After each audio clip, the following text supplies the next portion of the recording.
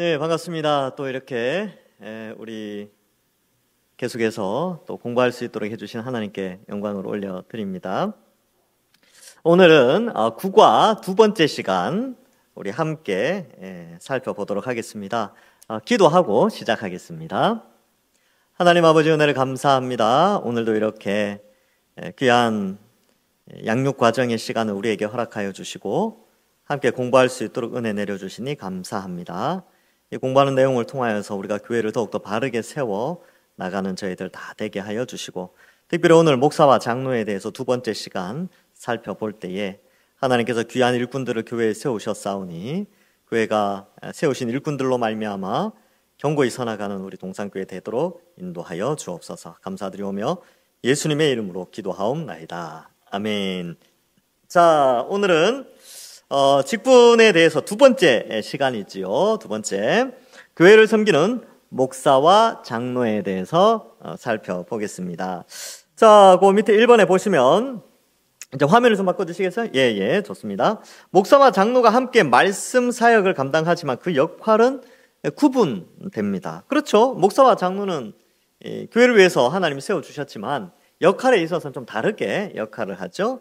그래서 아래 글을 읽고 목사와 장로 각각의 역할은 무엇인지 말해보십시오 이렇게 되는데, 먼저 이 살피기 전에 디모데전서 5장 17절의 말씀을 함께 보겠습니다. 읽어보겠습니다. 잘 다스리는 장로들은 배나 존경할 자로 알되 말씀과 가르침에 수고하는 이들에게는 더욱 그리할 것이니라, 이렇게 기록하고 있습니다. 그래서 여기도 보면 장로들을 존경해야 돼. 배나 존경해야 되는데 특별히 말씀과 가르침에 수고하는 자들에 대해서는 더욱 그리하라, 이렇게 말씀해 주고 있습니다. 자, 그러면 한번 살펴보겠습니다. 목사와 장로의 역할. 자, 목사와 장로는 동일한 말씀 사역을 감당합니다. 여기 좀 생소하지 않습니까? 장로님들은 말씀 사역과 상관이 없다라고 생각할 수 있는데 그렇지 않아요. 한번 왜 말씀 사역과 장로님들이 연결되는지 한번 보겠습니다. 말씀 사역에는 두 종류가 있대요. 두 종류로 구분되는데, 한 가지는 이제 1번 말씀을 전하고 가르치는 사역, 그 다음에 또 한 가지는 전해지고 가르쳐진 말씀을 두 번째로는 이 말씀을 모든 성도들이, 교인들이 잘 이해하고 믿으며 그대로 살고 있는지 확인과 돕는 사역입니다. 자, 전하고 가르치는 사역, 전하고 가르치는 사역과 함께 그걸 잘 전달되어진 뒤에 확인하고 돕는 사역이 있는데, 1번 사역, 전자는 목사가 담당하고 후자 2번 사역은 장로가 담당한다라는 것이죠. 이 책에서는 이 장로의 역할을 그렇게 감당하고 있고요. 우리 헌법책에도 장로의 직분에 대해서 설명할 때 이 말씀 사역을 하고 성도들을 돌보는, 점검하고 또 확인하고 돕는 그런 말씀 사역이 잘 되고 있는가를 이 장로의 직분의 역할로 기록하고 있습니다. 자, 그래서 이 보면 이 목사도 교인의 믿음과 삶을 점검하고 도우며 장로도 주어진 상황에 따라서 말씀을 전하고 가르치기도 합니다. 그러나 주된 사역은 위의 구분에 따릅니다. 장로는 교인들이, 여기 있죠. 장로는 교인들이 각 교회에서 가르쳐진 바른 신학과 교리에 서 있는지, 그리고 그대로 순종하고 살고 있는지 확인할 뿐만 아니라 다시 가르치고 교정하며 확신하게 하는 사역을 감당하기에 목사만큼이나 하나님 말씀과 복음에 대해서 잘 알아야 합니다. 그래서 우리 교회에서도 사실 그 장로가 되기 전에 6개월 정도 교육을 하고, 또 총회에서 하는 교육 과정도 있고요. 또 노회에서 시험 치는 그런 시험도 쳐서 장로가 됩니다. 그러나 그걸로 끝나는 건 아니에요. 사실 계속해서 공부를 해야 되죠. 제가 신학대학원 졸업하고 목사 안수 받았다고 이제 공부를 놓으면 되겠습니까? 손을 놓으면 안 되겠죠. 끝까지 계속 공부하고 연구해야 됩니다. 왜냐하면 성경은 두껍기 때문에. 그렇죠. 그래서 장로님들도 장로 임직 후에 또 계속해서 공부하고 교리와 또 신학적인 부분에 있어서 함께 배워 나가야 합니다. 그래서 장로의 자격에 잘 가르쳐야 하는, 장로님도 잘 가르쳐야 돼요. 장로님들이 잘 가르쳐야 됩니다. 그런 항목이 있게 됩니다. 자, 2번 말씀 사역을 담당하는 목사와 장로는 우리 주님이신 목자장, 이렇게 예수님을 목자장이라고 표현하죠.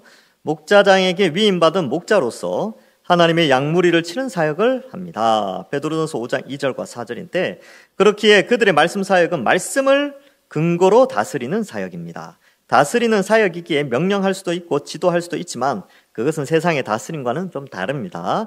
목사와 장로는 어떤 자세로 말씀 사역을 해야 할까요? 베드로전서 5장 1절에서 4절에서 한번 살펴보겠는데, 자, 그러면 목사와 장로가 가져야 될 자세를 베드로전서 5장 1절부터 4절에서 한 6가지 정도로 살펴볼 수 있습니다. 자, 보겠습니다.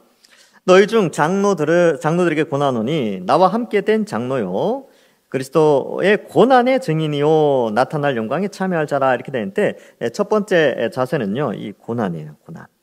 고난의 자세가 필요합니다.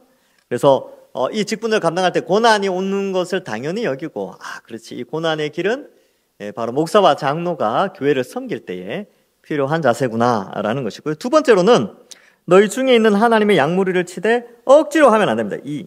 억지로 하면 안 돼요. 억지로 하지 말고. 두 번째 자세, 고난을 받는다는 것을 각오하고, 두 번째, 억지로 하면 안 돼요. 막 누가 시켜서 한다든지, 목사가 이제 왔는데 막 이렇게 자기가 원해서 온 게 아니야. 부모님이 시켜서, 야, 너 목사 해라. 주변에서, 야, 너 해야 돼.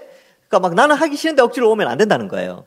본인도, 그래, 이 말씀 사역이, 이 목회자의 사역이 귀함을 알고, 고난을 각오하고, 때로는 어려움이 있다 할지라도 이 사역을 잘 감당하고요. 장로도 마찬가지죠. 장로도, 이렇게 이제, 부인 권사님이 억지로 시켜서 하면 안 돼요. 본인이 원해야 됩니다. 내 교회를 장로로 섬겨봐야 되겠다. 이 장로의 직분이라는 게 귀한데 잘 섬겨봐야지. 이런 자원하는 마음이 있어야 됩니다. 그래서 억지로 하면 안 돼요. 자원하는 마음, 이렇게 억지로 하지 말고 자원함, 이렇게 돼 있죠. 그 다음에 세 번째가 더러운 이득을 위해서 하면 안 됩니다. 그래서 목사나 장로나 정당한 이익을 위해서 살아가야 되죠. 장로님들은 이제 자기 직장과 사업을 통하여서 정당하게 돈을 이제 수입을 얻으면 되고, 목회자도 교회가 정한 사례대로 정당하게 받으면 되는 거예요. 근데 이 직분을 이용해서 주어진 정당한 방법이 아닌 다른 불법적인 방법으로 이 교회의 자금이나 어떤 자신의 직분을 이용해서 세상에서 뭔가 이득을 취하는, 잘못된 방식으로 이득을 취하는 것은 금하고 있습니다. 위험하다는 거죠. 자, 그 다음에 맡은 자에게 주장하는 자세를 하지 말고, 이렇게 주장하는 자세를 하면 안 돼요. 하지 말고. 이게 네 번째죠. 그래서 이게 뭐냐 하면 권력자, 권위자로서 뭔가를 이렇게 하는 건데, 보통 주장하는 자세를 왜 그렇게 하냐면 이럴 때가 많이 있어요. 이 교회는 내가 세웠다. 내 거다. 내 마음대로 할 수 있다. 이렇게 되면 주장하게 돼요.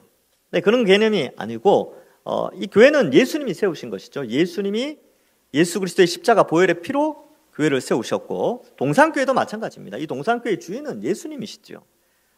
교회를 개척한 목사의 것도 아니고요. 또 교회를 위해서 헌금을 많이 한 어떤 그 개인의 소유도 아닙니다. 교회는, 예배당은, 성도는 다 하나님의 것이죠. 그래서 주장하는 자세를 버려야 됩니다. 그래서 이걸 내려놔야 돼. 이걸 내려놔야 돼요. 그래서 내 양이 아니고, 여러분들은 제 양이 아닙니다. 하나님의 양이고 예수님의 양이죠. 그래서 마치 내 양인 것처럼 제가 주인의식을 가지고 잘 가르치고 잘 먹이고 양육할 자세는 필요하지만, 소유권에 있어서만큼은 여러분들은 제 것이 아니고 하나님 것입니다.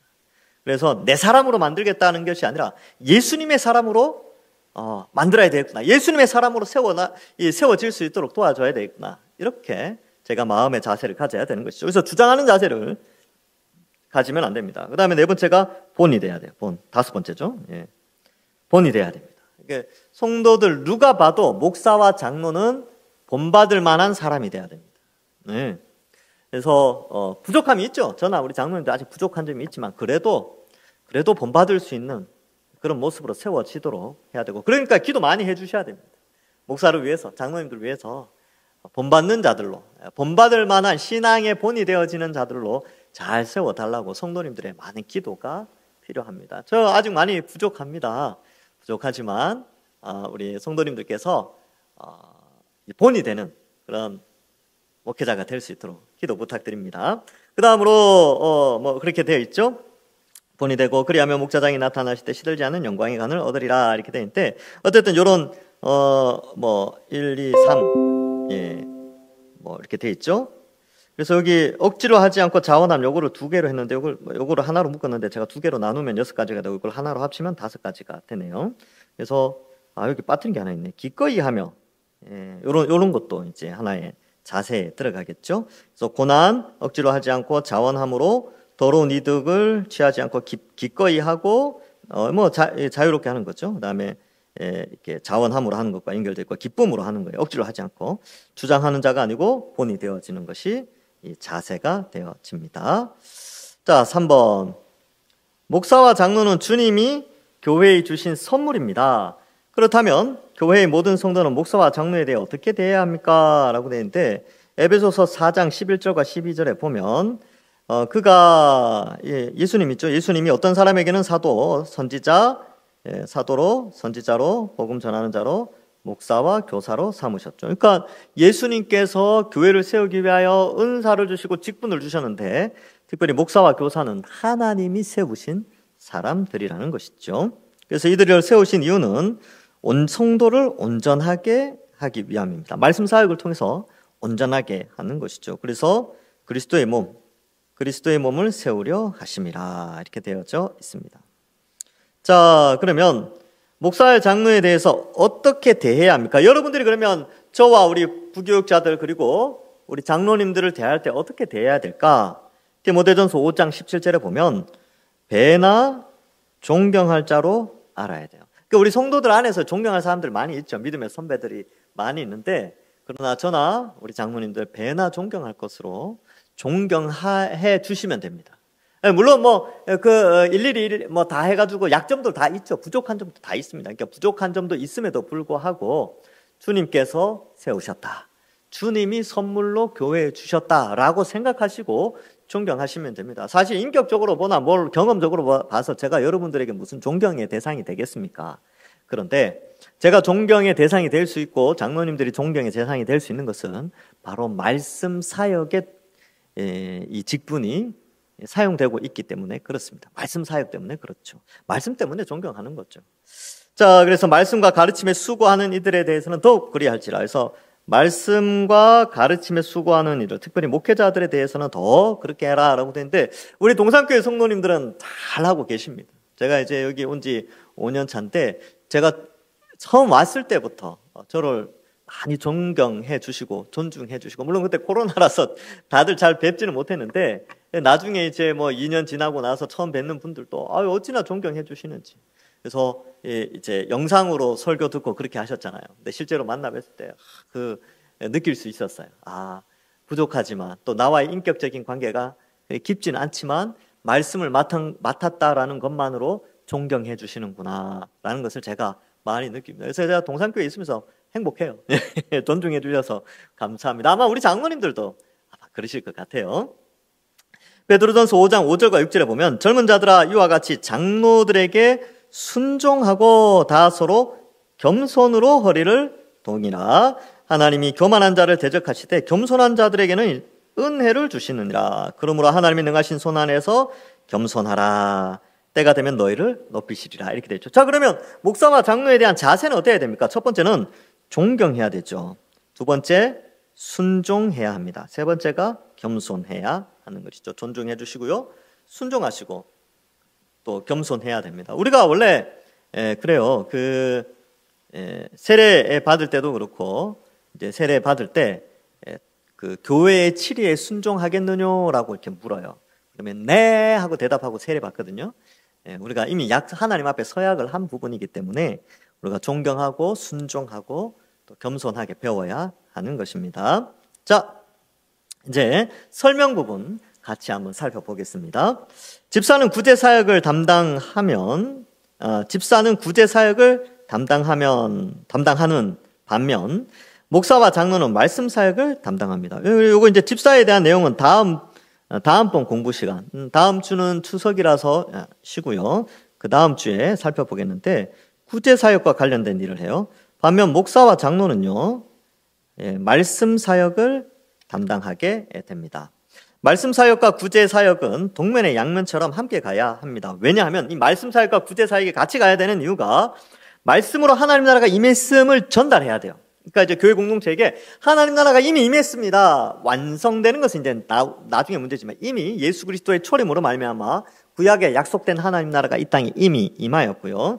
그 임한 증거로 구제를 통하여서 이미 임한 하나님 나라를 누림에 제외되는 사람이 없도록 돕는 거죠. 그래서 하나님 나라가 이미 임했기 때문에 하나님 나라의 속성인 가난이 없어지는 거죠. 그래서 교회 안에서 가난한 자가 없고, 가난한 자가 있다면 교회가 그들을 위하여 구제하는 일에 귀한 예물을 사용하게 되는 것이지요.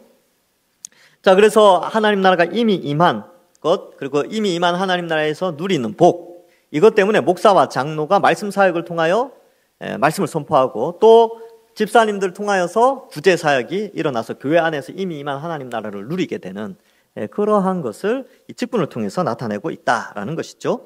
목사와 장로에 의해 선포되고 가르쳐진 말씀으로 하나님 나라의 복을 잘 누리며 살도록 집사가 구제로 섬깁니다. 그러므로 말씀과 구제 사역을 감당하는 직분 모두는 이미 임한 하나님 나라의 도구이며 하나님 나라의 현신, 교회를 섬기는 종입니다. 그래서 직분 있잖아요, 직분. 교회 안의 직분. 목사, 장로, 시무집사. 여기 나오는 집사는 이제 시무집사, 안수집사죠. 또 권사든 서리집사든 다 주의 나라를 위해서 직분을 감당하는 것입니다. 자, 그런데 같은 말씀 사역을 담당하는데 왜 목사와 장로라는 두 직분이 필요합니까? 그것은 말씀 사역 자체가 매우 많은 사역을 포함하고 있습니다. 하나님의 말씀을 잘 전하고 가르치는 사역. 이 사역이 이제 목회자가 담당하는 사역이죠. 쉽지가 않아요. 왜 그러냐면 보세요. 성경 각 본문을 잘 연구하여 충분히 이해하고 2000년 동안 내려온 교리적인 전통들을 제대로 알고 있으며 하나님의 구원 곧 하나님 나라 복음과 예수 십자가 사역을 분명하게 전할 수 있어야 하기에 10년 이상의 부단한 연구와 학습과 훈련과 개인적인 노력이 필요합니다. 담임 목사는 특별히 더 그래요. 여러분, 제가 이 신학을 시작한 지 2001년도에 들어가서 지금 2024년이니까 24년 됐죠. 적어도 10년 이상은 되어야 이 어느 정도 이제 신학의 깊이나 말씀을 연구하고 설교하는 것을 조금 알 수 있게 됩니다. 그래서 이 책에서는 특별히 담임 목사는 10년 이상 말씀을 연구하고 좀 가르친 경험이 있어야 된다. 그래야 이제 눈에 좀 들어오고 이제 말씀을 잘 볼 수 있다는 것이죠. 그만큼 훈련과 노력이 필요한 기간이 필요한 거예요. 그래서 10년 이상 부단한 연구, 그다음 학습, 훈련, 개인적인 노력을 해야 하는 것이죠. 그래서 저도 많이 노력하고 있어요. 많이 노력하고 있고 지금도 노력하고 공부하고 또 이렇게 이제 본문 하나 가지고 씨름하고 막 그렇게 하고 있습니다. 이것 하나만 하기도 벅찬데 사실 그 전하고 가르친 말씀을 교인 한 명 한 명이 제대로 알고 있으며 그대로 살고 있는지 확인하고 돕는 일은 한 사람 제가 다 감당할 수가 없어요. 예. 교인의 숫자가 적을 때야 그죠? 소수일 때야 감당하지만 많이 늘어나면 그걸 감당할 수가 없다는 것이죠. 그래서 장로의 직분이 필요했던 것입니다. 자연스럽게 초대 교회에서부터 목사와 장로의 직분이 분화되어졌죠. 그래서 목회자가 말씀을 전하고요. 그 전하여진 말씀이 성도들에게 잘 적용되고 있는가 그걸 점검하고 하시는 분들이 바로 장로님들이 그 일을 감당했습니다. 그래서 1세기에는 신방 여전도사님 이런 거 없었어요. 2세기. 그냥 목회자와 장로, 이제 2세기에 들어가서는 목사와 장로가 있고 그 장로라고 부름을 받은 사람들이 성도들이 신방하면서 신앙생활 잘 하고 있는지 또 막 그렇게 점검을 했던 것이죠. 장로의 직분은 전해지고 가르쳐진 말씀을 교인들이 제대로 알고 있고 그대로 살고 있는지 여기 보면 확인하고 잘못된 것을 책망하고 가르쳐서 교정하며 말씀대로 살도록 여기 말씀대로 살도록 돕는 직분이에요. 그래서 확인 또 잘못된 것 있으면 책망하고 교정해주고 돕는 거예요. 그러니까 이걸 이렇게 하려면 장로님들이 말씀에 능해야 됩니다. 말씀 많이 읽고 그렇게 해야 되죠. 그래서 장로가 뭐냐? 좋은 장로님은요, 말씀을 많이 아는 장로님이고, 그 말씀대로 성도들이 잘 살고 있는가 늘 기도하고 점검할 수 있는 장로님이 좋은 장로님입니다. 근데, 안타깝게도 이 한국교회 안에, 우리 교회뿐만 아니라 한국교회 안에 이 장로의 역할 중에 이 부분이 좀 약화되어져 있습니다. 그래서 그로 인하여서 좀 좀 안타까운 면도 없지 않아 있는데 이런 부분들이 회복되면요, 우리 장로님들 정말 귀해요. 그래서 우리 장로님들이 이러한 부분들을 더 신경을 쓰고 그렇게 할 필요가 있죠. 그래서 제가 꿈꾸는 교회는 그런 거예요. 그러니까 제가 말씀을 잘 전하고 우리 장로님들이 세워져서 장로님들이 맡은 구역들, 장로님들이 구역을 몇 개 맡으셔가지고 그 안에서 일어난 구역장을 통하여 여러 가지 커뮤니케이션 하면서 성도들을 돌보는 일에 우리 장로님들이 세워져서 또 때로는 그들에게 권면도 하고 이렇게 뭐 신앙생활 잘 하도록 그렇게 돕는 그러한 것을 좀 꿈꾸고 있습니다. 저는 뭐 안 되리라고 보진 않아요. 기도하고 또 때가 되면 또 그런 방식으로 한번 해보는 것이죠. 자, 이것이 장로 직분의 가장 큰 역할과 의무입니다. 물론 이 모든 사역은 목사와 같이 합니다. 왜냐하면 이 모든 것은 큰 의미에서 전하고 가르치는 사역에 해당되기 때문에 그렇습니다. 이렇게 장로의 직분을 이해한다면 장로도 목사만큼이나 하나님의 말씀에 능하고 해박한 지식과 순종의 삶이 있어야 됩니다. 장로님들 많이 알아야 돼요. 물론 저처럼 전임으로 이렇게 매일 연구하고 그런 상황은 아니더라도 장로님들이 말씀에 능한 사람이 되려면요, 장로님들이 매일매일 성경 읽고 이런 양육 과정 참석하고 또 설교도 부지런히 듣고 그렇게 해야 합니다. 그래서 지식과 순종 이 두 개가 장로의 가장 좋은 덕목이라고 할까요? 이 순종은 이제 목사 말에 순종하는 게 아니고 말씀에 순종하는 거, 하나님 말씀에 순종하는 삶이 있어야 되겠죠. 특히 이단적인 사설, 이 사설이라는 것이 사악한 말들, 사악한 이야기들인데 이런 것들을 따르는지도 점검해야 합니다. 그래서 신학과 교리적인 훈련도 되어져 있어야 되는 것이죠. 그래서 우리 장로님들이 이런 교리 공부를 잘 하셔야 돼요.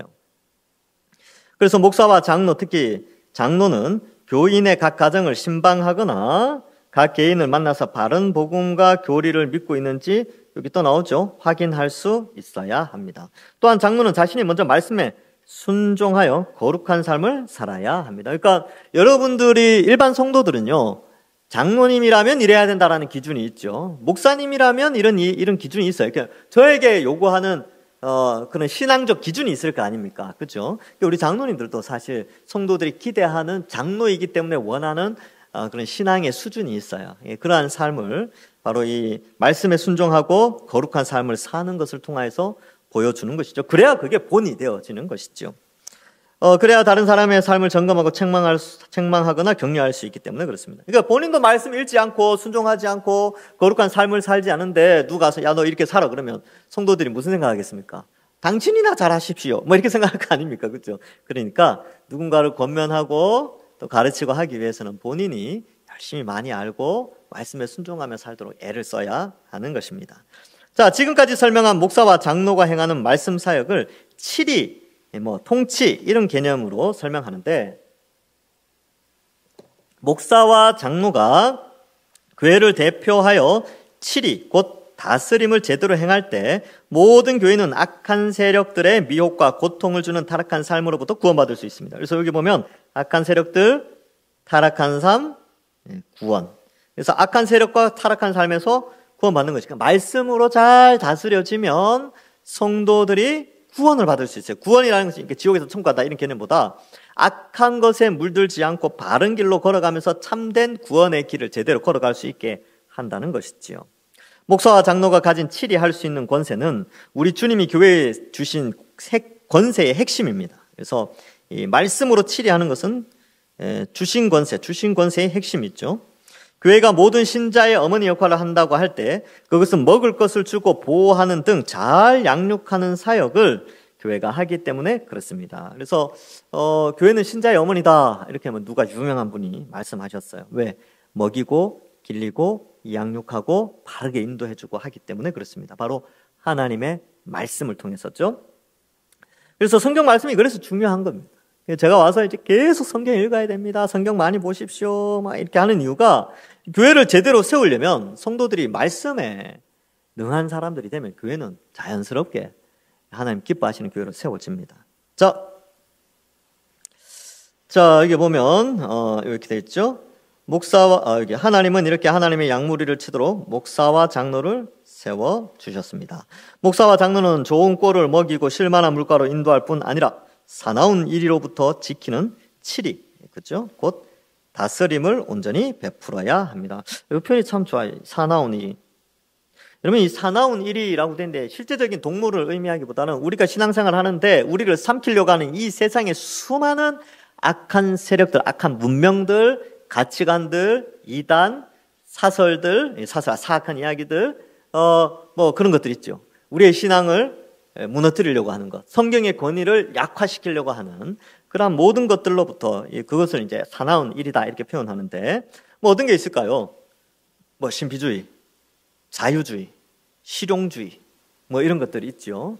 뭐 포스트 모더니즘, 상대주의, 뭐 자아중심주의, 뭐 물질 만능주의, 뭐 이런 거 다 포함되는 거예요. 뭐 그걸로부터 신앙을 바르게 세울 수 있도록 말씀으로 치리, 곧 다스리는 것이 목사와 장로의 역할입니다.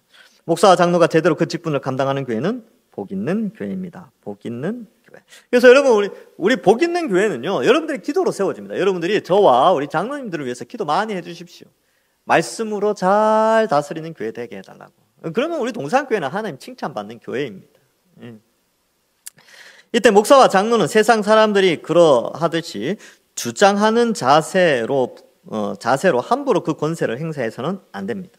자신의 약물이가 아니라 하나님의 약물이죠. 여기 중요합니다. 자신의 약물이가 아니라 하나님의 약물이입니다. 그래서 하나님 뜻대로 해야 돼요.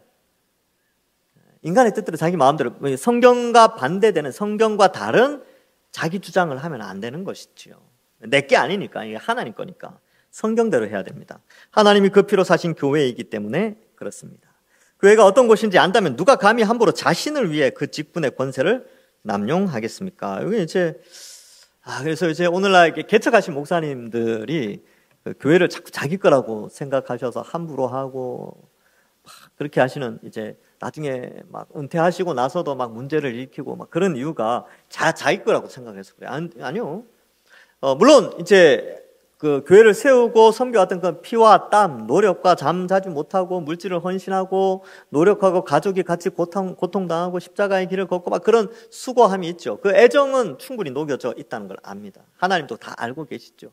그러나 주님 거죠. 교회는, 성도는 하나님의 것입니다. 그래서 그러한 것들을 잘 이해하고 해야 되죠. 하나님 거예요. 근데 자신을 위해서 그 직분을 함부로 남용해서는 안 된다라는 것을 가르쳐 주고 있습니다. 그 죄와 벌이 얼마나 크겠습니까? 하나님 건데 자기 거라고 우겼으니까 얼마나 그 죄가 크겠습니까? 목사와 장로의 치리를 받는 모든 교인들도 그 치리에 순종해야 합니다. 우리는 이제 성도의 자세죠. 목회자의 자세는 남용하지 않는다. 성도의 자세는 그 권세가 주님이 주신 건 줄 알고 말씀에 따라 순종하는 거죠. 자신들을 위해 모든 시간과 열정을 다드리며 헌신하는 목사와 장로들에게 누가 순종하지 않겠습니까? 그래서 저나 우리 장로님들이요, 저의 욕심을 채우기 위해서, 장로님들의 욕심을 채우기 위해서 교회를 섬기는 것이 아닙니다. 바로 성도님들의 신앙이 잘 자라고 이 악한 세대 속에서 같이 구원받고 같이 영원한 하나님 나라의 축복을 받기 위해서 저와 우리 장로님들이 함께 수고하는 겁니다. 그래서 저도 그렇게 기도하고 있어요. 하나님, 우리 교회 성도들 단 한 사람도 낙오하는 사람 없이 함께 완성된 하나님 나라에서 영생복락 누리게 해달라고. 이를 위해서 저는 어떻게 해야 되겠습니까? 그러니까 제가 가진 모든 성경적 지식을 다 쏟아내려고 하겠죠. 어떻게 해서든지 하려고 합니다. 제 분량에 맞게. 뭐 저에게 어떤 탁월한 누구처럼 그렇게 뭐 칼빈이나 뭐 이런 분들처럼 제가 할 수는 없죠. 역량 자체가 비교가 안 되죠. 그러나 제게 주어준 달란트만큼은 제가 최선을 다해서 섬기려고 합니다. 그래서 있는 진액을 다 쏟아내려고 하니까, 그러니까 이렇게 하면 또 어땠습니까? 여러분들은 또 저를 존경해 주시겠죠. 그러니까 이게 선순환이 되는 거죠. 저는 최선을 다해서 말씀으로 섬기고, 여러분들은 그런 저의 모습과 장로님들의 모습을 통하여서 또 존경하고, 그러면서 교회가 주님의 몸된 교회가 잘 성장해 나가는 것입니다. 그래서 목사와 장로가 교회에서 굉장히 중요한 역할을 감당한다라는 것을 함께 알 필요가 있습니다. 오늘날에는 탈권위주의 시대죠. 그래서 권위를 인정하는 걸 별로 좋아하진 않는데, 그러나 하나님의 권위, 하나님이 교회를 다스리고 그의 피로 사신 교회라는 사실을 알고 그 권위, 하나님의 권위가 오늘날에도 여전히 목사와 장로를 통하여 교회 안에서 다스려지고 있다. 즉 그 중심에는 말씀이 있죠. 말씀의 권위 아래 직분자들이 귀한 섬김을 하고 있다는 것 때문에 권위주의는 우리가 좀 약간 좀 배제를 하더라도 권위에 대해서는 인정해야 됩니다. 말씀의 권위, 그 말씀을 전하는 자들, 말씀 사역자들에 대한 권위는 인정해주고 존중하는 것이죠. 그렇다고 또 그 권위를 가졌다고 해서 권위주의로 가서 주장하는 자세를 펴서도 안 되는 것이죠. 섬기는 자로. 예수님이 이 땅에 오신 것은 섬김을 받으러 오신 것이 아니라 섬기러 오셨거든요.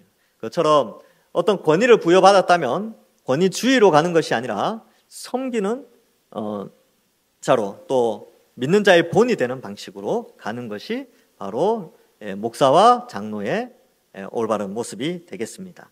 자, 오늘은 여기까지 하는데요. 사실 수요일 강의 때는 실제로는 하진 않았는데 제가 요 강의는 지금 목요일 날 다시 녹화를 하거든요. 어제 녹화가 제대로 이렇게 기술적 오류가 있어서 못했는데 오늘은 요 묵상과 적용도 한번 해보겠습니다. 예, 요 영상으로 교육받으시는 분은 특권이에요. 여기 요 뒷부분 묵상과 적용을 실제 강의에서는 안 했는데 한번 봅시다. 목사와 장로와 집사 직분이 담당하는 말씀 사역과 구제 사역은 모든 교인들이 그 은사를 따라 섬기며 감당해야 할 사역입니다. 그래서 여러분 사역은요, 교회의 사역은 모든 성도들이 하는 거예요. 다른 사람을 위해 은사로 어떤 사역을 합니까? 어떤 면에서 말씀 사역과 구제 사역을 감당합니까? 또한 그렇게 하기 위해서 어떻게 해야 합니까? 그래서 이미 연세가 많으신 분들은요, 그냥 기도 많이 해주시고 또 협력할 수 있을 때 협력할 수 있는 에너지가 있는 만큼 하시면 되는 거고요. 또 우리 젊으신 분들은 이제 교회를 위해서 섬기는 일에 생각을 해보게 되는 것이죠. 자, 2번. 목사와 장로가 담당하는 말씀 사역을 통해 교회는 더 온전하며 충만해집니다. 모든 교회는 목사와 장로의 섬김과 도움을 통해 올바른 말씀과 복음을 알아 구원에 이를 수 있는 믿음뿐만 아니라 그 말씀대로 살도록 권면을 받음으로 날마다 복된 삶을 살아갑니다. 그래서 믿음과 복된 삶이죠. 근데 이 믿음이라는 것은 구원에 이르는 믿음이에요. 그래서 이 믿음으로 말미암아 복된 삶, 거룩한 삶을 살아가게 되는데 그 일을 하는 게 바로 말씀 사역을 감당하는 목사와 장로이지요. 각자 자신을 돌아보며 어떤 면에서 목사와 장로의 도움을 더 받아야 할지 생각해 보시고, 여기 이제 서로 나눠 보십시오라고 되어 있는데 영상을 보시는 분들은 그냥 생각해 보시는 거예요. 자, 이제 3번. 목사와 장로의 말씀 사역은 그 성격상 다스리는 특징을 지닙니다. 이단적 사설, 아까 사설 이야기했죠. 사악한 이야기를 따르지 못하도록 명령하며 그렇게 하지 않을 때 책망하기 때문에 그렇습니다. 그래서 이상한 거 하면 책망해야 돼요, 때로는. 또한 말씀에 순종하지 않고 세상을 따라 살 때는 그것에서 돌이켜 우리 주님을 따르도록 강력하게 권면하게 됩니다. 그래서 누가 이상하게 행동을 하고 잘못된 길로 가고 잘못된 사상을 배우고 그런다 그러면 아주 이제 권면해야 돼요. 사랑의 마음을 가지고. 그걸 막 질책하고 막 욕하고 그런 목적이 아니라, 비난할 목적이 아니라 그가 올바른 신앙을 가질 수 있도록 사랑의 권면을 해줘야 합니다. 이때 중요한 것은 비록 목사와 장로의 치리가 불편하고 거부감이 들 때에도 순종하는 겁니다. 그래서 순종이. 여러분 잘못을 지적하는데 누가 기분 좋겠습니까? 저도 안 좋을 것 같아요. 저도 잔소리 들으면 싫어합니다. 그죠? 그런데 잔소리는 아니지만 성경적 권위를 가지고 이야기할 때는요, 거부감이 있을 수 있지만 그것이 곧 하나님의 말씀이다라고 생각을 하고 순종하는 자세가 필요하다는 것이죠. 그래야 구원의 길로 안전하고 복되게 안내받을 수 있기 때문에 그렇습니다. 목사와 장로의 다스림에 순종합니까? 이 순종을 세례 받을 때 서약했다는 사실을 압니까? 우리 세례 받을 때 이거 서약했어요. 목사와 장로의 다스림, 교회의 치리에 순종하겠다고 합니다. 그 밑에 나오죠. 밑에 한번 보고 갈까요? 이제 세례 서약 네 번째 항목. 우리 교단에 있는, 이렇게 타교단 게 아니고 우리 교단에 있는 세례 서약문이에요. 여러분은 교회의 관할과 치리에 복종하고 교회의 덕과 화평을 이루는 일에 힘쓰며 교인된 의무, 권리. 요거 이제 헌법에 나와요. 바르게 행사하기로 서약합니까? 여기 보면 이제 첫 번째 줄에 나오죠. 여러분은 교회의 관할과 치리에 복종하고. 그래서 서약합니까? 그럴 때 여러분들 세례받을 때 어떻게 하십니까? 네! 이렇게 이제 서약을 했단 말이죠. 이거 하나님 앞에서 서약한 거예요. 그래서 순종해야 합니다. 치리를 거부하는 불순종의 마음이 있다면 그 이유는 무엇이며 순종하기 위해서 어떻게 해야 합니까? 그래서 여러분 이 부분이 오늘날에 아주 중요한데, 여러분 오늘날 치리를 하거나 혹은 어떤 사랑의 마음으로 그건 잘못됐습니다, 좀 이제 거부감이 드는 메시지나 혹은 개인적인 면담을 통해서 이렇게 지도를 하잖아요. 기분 나쁘면 다른 교회로 옮겨요. 오늘날은 그런 시대가 돼버렸어요. 왜? 순종하지 않는 세대. 그러니까 본인은 그렇게 생각하죠. 나는 순종은 하기 싫지만 천국은 가고 싶어. 그러니까 이 교회 말고 다른 교회를 선택하는 것이죠. 그래서 이러한 시대인데 모든 것에 대한 평가는 하나님이 하시는 걸로 저는 생각을 합니다. 그래서 저 역시 성도들이 떠나갈까 봐, 성도 떠나가면 저한테는 타격이죠. 근데 그거 무서워서 권면하지 않고 권면의 이런 치리의 권면, 다스림을 말씀의 기준에서 그들이 거룩하게 살아가는 것을 권면하지 않는다면 그 심판은 제가 받는 거죠. 그러니까 저의 입장에서는 최선을 다해서 어쨌든 사랑의 마음을 가지고 권면하고 바르게 설 수 있도록 하고, 성도들은 거기에 대해서 때로는 거부감이 있고 그렇더라도 하나님의 말씀이라면, 성경을 근거로 해서 권면하는 것이라면 내 마음에 은혜가 되지 않다 하더라도 아멘 하며 순종하는 자세가 필요합니다. 그러지 않을 때, 불순종할 때 그 모든 것을 하나님이 다 보고 있기 때문에 우리는 좀 이 부분을 조금 신중하게 생각해야 하는 것이지요. 아무쪼록 여러분, 교회는 어쨌든 2000년 기독교 역사 속의 교회는 목사와 장로에 의해서 이 교회가 세워져 왔고, 하나님은 그 직분을 통하여 말씀 사역을 잘 감당하도록 하셨습니다. 그래서 저나 우리 장로님들 어떻게 보면 인격적이거나 경험적으로나 뭐 여러 가지 상황상 부족한 게 많지요. 그러나 말씀 사역자이기 때문에, 특별히 목회자는 가르치고 전하는 자는 더욱 그리하라고 했으니까 부족하지만 많이 기도해 주시고, 또 그렇게 이제 존중해 주시고, 또 성경적인 권면을 할 때는 설교를 통해서나 이럴 때는 다 아멘으로 화답하시고 그렇게 하시면 됩니다. 그래서 저 소망이 있습니다. 나중에 그 뚜껑이 열려보면 다 알거든요. 예수님이 오셔서, 아니면 이제 나중에 완성된 하나님 나라에서 우리 동산교회는 어떤 평가를 받을까? 그 동산교회 평가를 받을 때 저와 우리 장로님들의 역할이 굉장히 중요하거든요. 그때 저와 우리 장로님들은 어떠한 평가를 받을까? 그래서 기대감이 있습니다.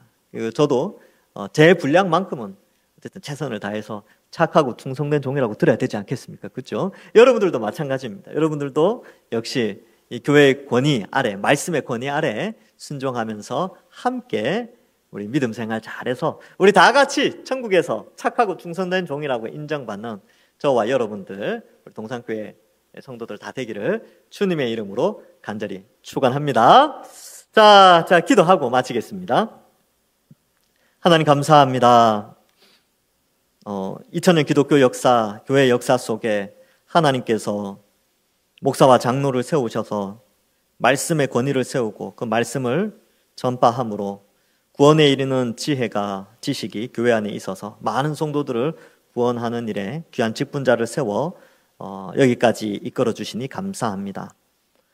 우리 동산교회 저와 우리 장로님들 귀하게 세워주셨사오니 성령께서 이 귀한 직분을 세워주신 대로 지혜와 명철 주셔서 저와 우리 장로님들 교회를 잘 세워나가게 하시고, 또 이 교회가 말씀으로 잘 세워져서 하나님 앞에 영광 돌리고 우리 성도들 말씀의 권위에 순종하여 하나님께 영광 돌리는 아름다운 교회가 되게 하여 주옵소서. 그리하여 저와 장로님들 양무리의 본이 되게 하시고, 또 겸손하게 주의 몸된 게 잘 섬기고, 우리 성도들도 또 존중하면서 함께 천국 소망하며 믿음 생활 잘하는 우리 동산교회 되게 하여 주옵소서. 주님 다시 오실 때 착하고 충성된 종이라 일컬음 받는 많은 주의 백성이 우리 동산교회에 있게 하시고, 서머나 교회와 빌라델피아 교회처럼 칭찬받는 우리 동산교회 되게 하여 주옵소서. 감사드리옵고 예수님의 이름으로 기도하옵나이다. 아멘. 수고하셨습니다. 감사합니다.